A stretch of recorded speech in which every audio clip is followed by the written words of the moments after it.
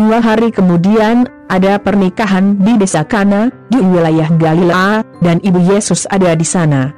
Yesus dan murid-muridnya juga diundang ke pesta pernikahan. Ketika anggur habis, ibu Yesus berkata kepadanya, "Anggur sudah habis." Yesus menjawab, "Anda tidak perlu mengatakan apa yang harus saya lakukan. Waktuku belum tiba." Kemudian dia berkata kepada karyawan, "Lakukan apa yang dia katakan." Di dekatnya ada 6 pot batu, masing-masing berisi antara 80 hingga 120 liter air.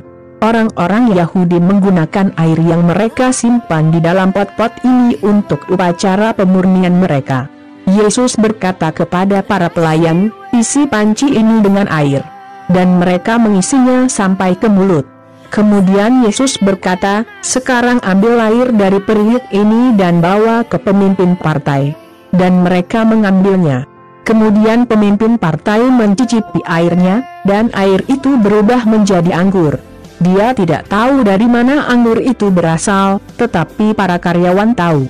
Jadi dia menelepon pengantin pria dan dia berkata, "Setiap orang biasanya menyajikan anggur yang baik terlebih dahulu dan, setelah para tamu sudah minum banyak, mereka menyajikan anggur biasa. Tapi sejauh ini Anda sudah menyimpan anggur terbaik." Yesus melakukan mukjizat pertamanya di Kana di Galilea. Jadi dia mengungkapkan sifat ketuhanannya, dan murid-muridnya percaya padanya. Setelah itu, Yesus, ibunya, saudara laki-lakinya dan murid-muridnya pergi ke kota Kapernaum dan tinggal di sana selama beberapa hari. Beberapa hari sebelum Paskah, Yesus pergi ke kota Yerusalem.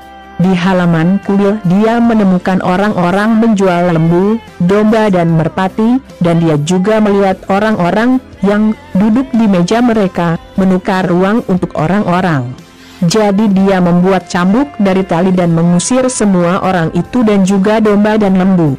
Dia membalik meja penukar uang, dan koin-koin berserakan di lantai. Dan dia berkata kepada mereka yang menjual merpati, "Keluarkan semua ini dari sini. Berhenti menjadikan rumah sayahku pasar." Kemudian murid-muridnya teringat kata-kata dari kitab suci yang mengatakan, "Cintaku pada rumahmu, ya Tuhan, membara di dalam diriku seperti api." Kemudian para pemimpin Yahudi bertanya, "Mukjizat apa yang dapat Anda lakukan untuk membuktikan kepada kami bahwa Anda memiliki wewenang untuk melakukan ini?"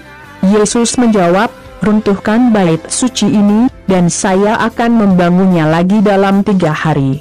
Mereka berkata, "Butuh 46 tahun untuk membangun kuil ini, dan Anda berkata Anda akan membangunnya lagi dalam 3 hari." Tetapi bait suci yang Yesus bicarakan adalah tubuhnya sendiri.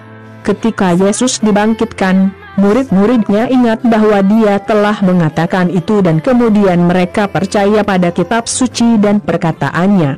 Ketika Yesus berada di Yerusalem, selama pesta Paskah, banyak yang percaya kepadanya karena mereka melihat mukjizat yang dia lakukan. Tetapi Yesus tidak mempercayai mereka, karena dia sangat mengenal mereka.